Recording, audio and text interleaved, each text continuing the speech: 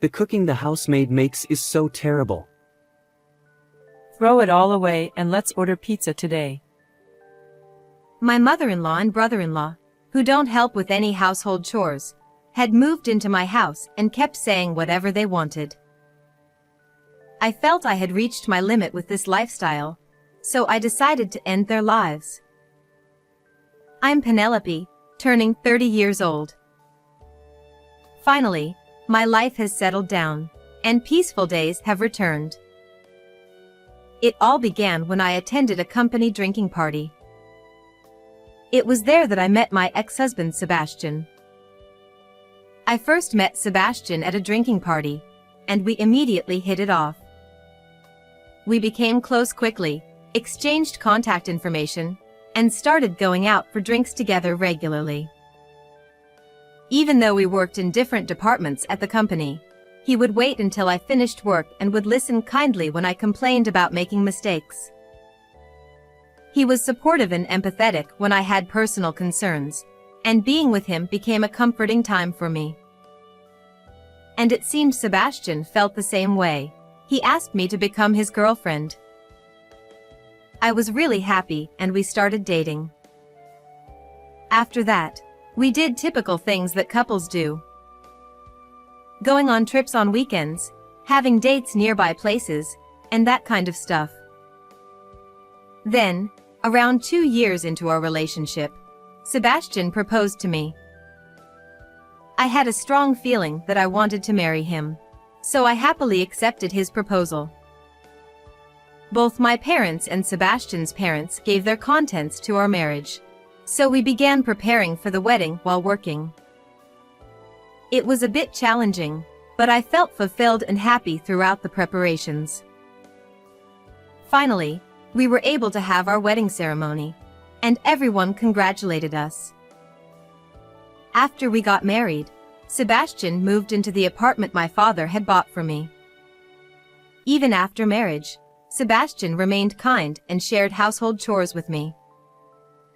When I was busy, he would take care of everything without complaint. I was truly happy to have married such a wonderful person. One day, Sebastian's father passed away from a long-term illness. With Sebastian's mother now alone in their family home, Sebastian approached me with a proposal. Mom will be alone now, so let's have her live with us. It would be inconvenient for her to be on her own, and I'm the eldest son, so I should take care of her. I hadn't been married for long, and I still wanted to enjoy my newlywed life. The idea of living with my mother-in-law made me a bit disappointed. However, I also understood that my mother-in-law must be feeling sad after losing her husband, and I wanted to fulfill my kind-hearted husband's wish. Above all, I thought that if I were in his shoes, I would definitely do the same. So, I decided to accept my husband's request. However, if I had known the tragic events that would happen afterward, perhaps I would haven't agreed to this cohabitation and could have continued to live happily. So we started living with my mother-in-law, but she never washed the dishes she used or left her clothes everywhere even though she was always at home. She settled in but didn't help with any household chores at all. Just as I was feeling frustrated with this situation, another tragedy happened suddenly. It was around the time when people began their long holiday. When we were relaxing at home, my husband's phone rang. Huh. I wonder what's going on. He started talking with someone on the phone. It seemed like it was from my brother-in-law, Adam. My brother-in-law had returned home for a long holiday, only to find that their family home was gone. Apparently, he was shocked, so he called my husband. And after the conversation ended, my husband told me, Adam seems to have come back, but since our family home is gone, he'll be staying with us during the holidays. However, I suddenly had a doubt. I remembered that my brother-in-law works in the hospitality industry and the long holiday period should be a busy season. It didn't seem likely that he could take time off during such a busy time. Isn't it a bit strange? Adam works in the hospitality industry, so how could he come home? Maybe he just happened to get time off. My husband wasn't really interested in talking about it. And about 2 hours later, my brother-in-law arrived at our house. Moreover, he came carrying lots of luggage in both hands and hurriedly entered the house. As soon as my brother-in-law arrived at the house, he immediately confronted my husband. Sebastian, why is our family home gone? After Dad's funeral, Mom would be alone, right? So she sold the family home and moved in with us. Didn't I tell you about it? I didn't hear anything about that. Jeez. My brother-in-law kept complaining to my husband and mother-in-law about the fact that their family home was gone. I have only met my brother-in-law twice, once when my husband and I went to visit his family before we got married, and the second time was at our wedding. My impression of my brother-in-law is that he tends to react with defiance when criticized by my mother-in-law or husband about small things. He comes across as immature, selfish, and somewhat self-centered, and honestly, I find him difficult to deal with. I wonder if this time too he will insist on having his way and continue living in our house like this. Just as I had feared, my bad feeling came true. My brother-in-law said to my husband, You're living in a nice apartment. Do you have any unused rooms or something? There's one room that we're not using. It's just being used as storage. Well then, there's no problem if I move in. He said like that. Of course, both my husband and I opposed the idea of living together with my brother-in-law. Why not? You sold the family home without consulting me. Mon can live here, but why can't I? However, he started throwing a tantrum. Then my husband asked my brother-in-law, What about your job in the hospitality industry? And weren't you supposed to be living in as a trainee? Brother-in-law replied, Well, you see, I've got mentally tired from my current job. I've taken a temporary leave for a while. If my husband heard this, he would definitely find it hard to refuse. He glanced at me, silently pleading for understanding. I shook my head, signaling that it was impossible because my mother-in-law was already living with us. All right. Just for a little while, okay? Seriously? You're the best. However, my husband agreed to it. Even though my husband must have seen I shook my head in disagreement, he still accepted my brother-in-law. I immediately called my husband into the bedroom. Hey, what were you thinking about accepting Adam like that? You saw me shake my head and refuse, didn't you? In response, my husband, true to his kind nature, argued. I couldn't just abandon Adam, could I? However, once we accepted my brother-in-law into our home, it's obvious that it would be difficult to kick him out. I hoped that he would return to work soon. At first, we had a quiet life. But my husband became busier during the peak season and started working overtime on weekends. Then I discovered my brother-in-law's true nature. It was when my husband wasn't around. It seems like my brother-in-law thought I wouldn't say anything. He started giving me orders, like cook him something because he's hungry, or go buy him some cigarettes because he's busy. Moreover, he started smoking in the living room, so I had to repeatedly tell him to go to the balcony. Whenever I pointed it out, he would make a very displeased face. You're just my brother's wife. Don't tell me what to do. He made sarcastic remarks. My mother-in-law didn't say anything about it either, and she and my brother-in-law both bosses me around. When I cooked dinner, I was told things like, The cooking the housemaid makes is so terrible. Throw it all away and let's order pizza today. My mother-in-law and brother-in-law, who didn't do any house chores, said whatever they wanted to say to me in my house. My brother-in-law who behaves and talks which make it hard to believe he's just a guest. And mother-in-law who lets him do as he pleases without ever reprimanding him. Even though a month had passed since then, my brother-in-law didn't show any sign of returning to work. I wanted to change the situation, so I decided to discuss it with my husband. I told him about his brother's behavior. I couldn't bear it anymore. But, when I had a talk with my husband, he said, Well, it's only been a month. He's probably been through a lot. Let's give him some more time and space. So I said, he's definitely lying about being mentally stressed and taking leave. It's been a month, and he hasn't made any effort to go back to work. And when you're not around, Adam and your mother are constantly bossing me around. I told my husband everything, but he didn't listen at all. I don't get that vibe from either of them when I'm around, so I can't believe it. Are you just making up lies because you want to kick Mom and Adam out of our house? In the end, he called me a liar. Why doesn't he believe me and still take their side? I was so furious. And that's when the incident happened. As I happened to wake up early one morning and headed towards the bathroom, I noticed a burnt smell coming from somewhere.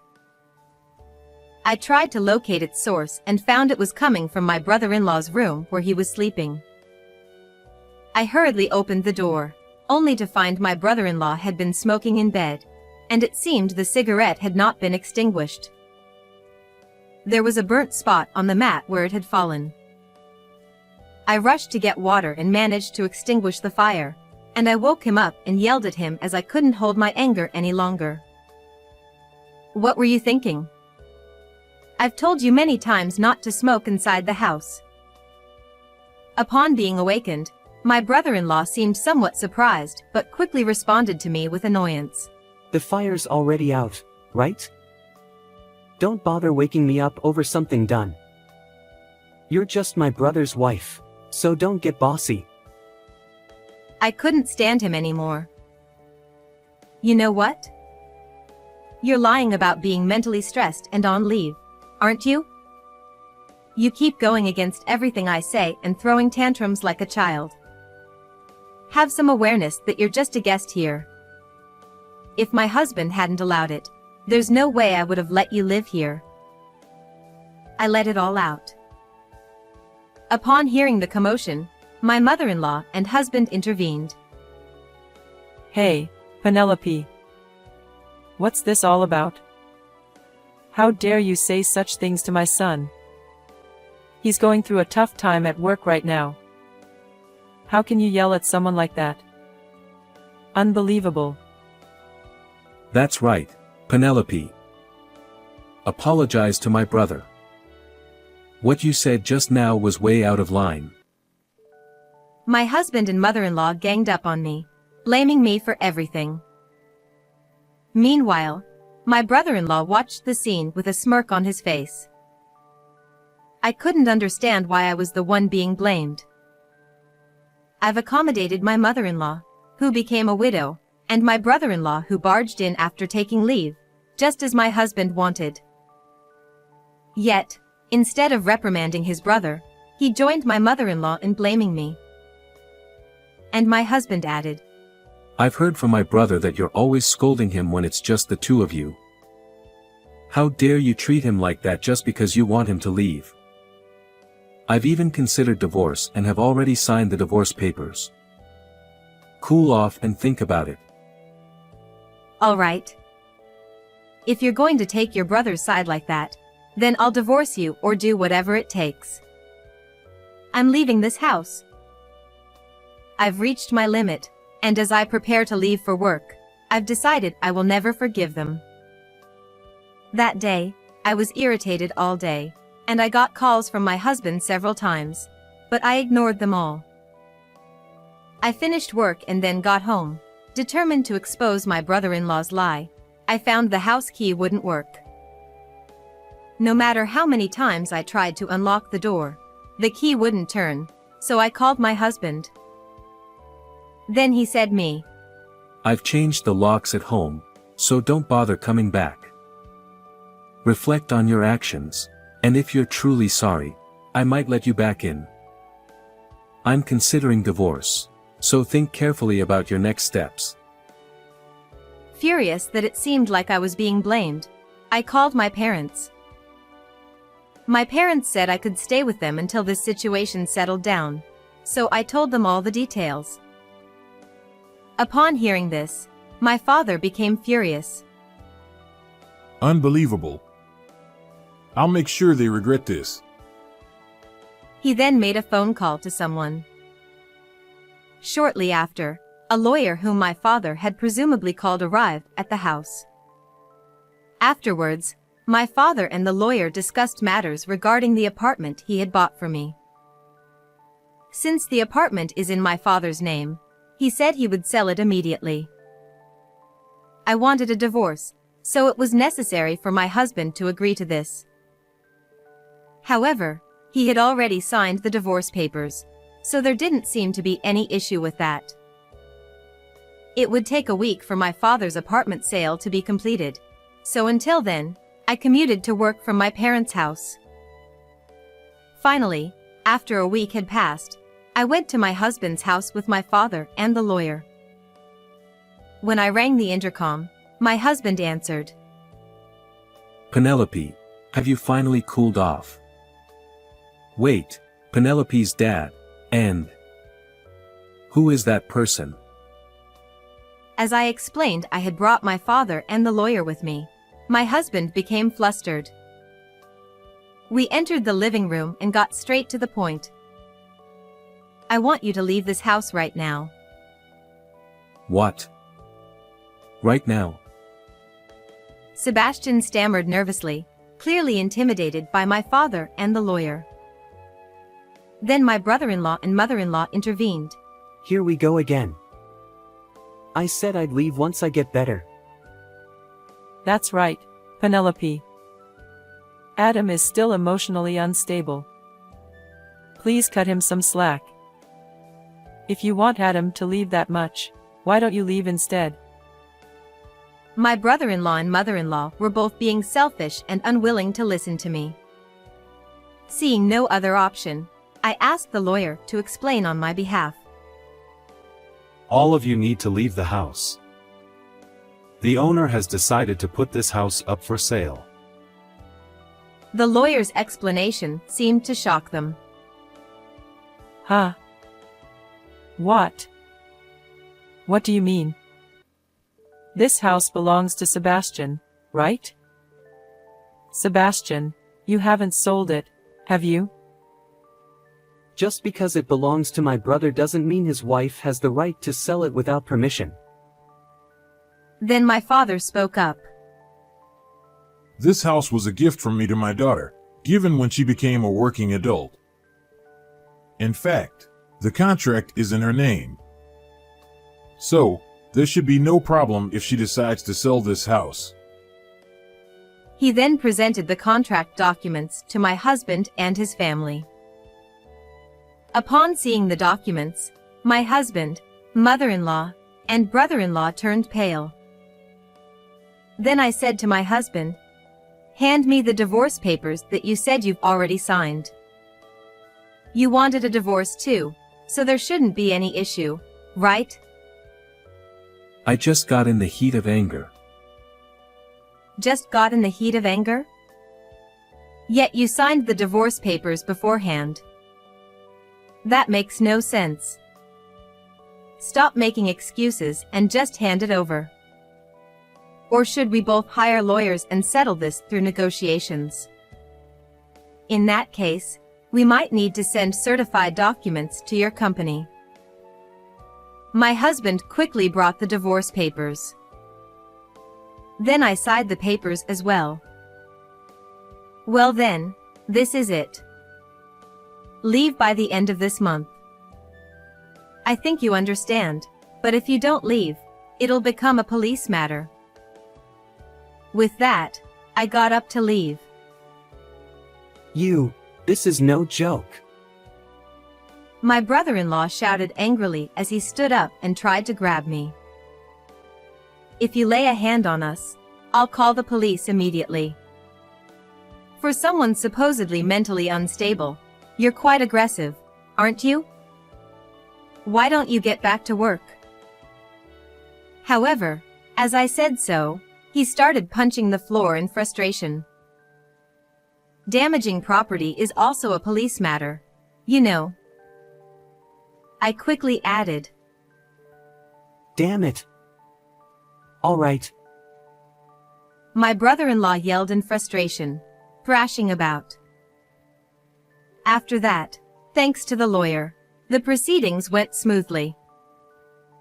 The divorce was finalized successfully, and I managed to evict my husband and in-laws from the house. I heard through the grapevine that my ex-husband couldn't support 3 adults on his salary alone, so he told my ex-brother-in-law to leave immediately.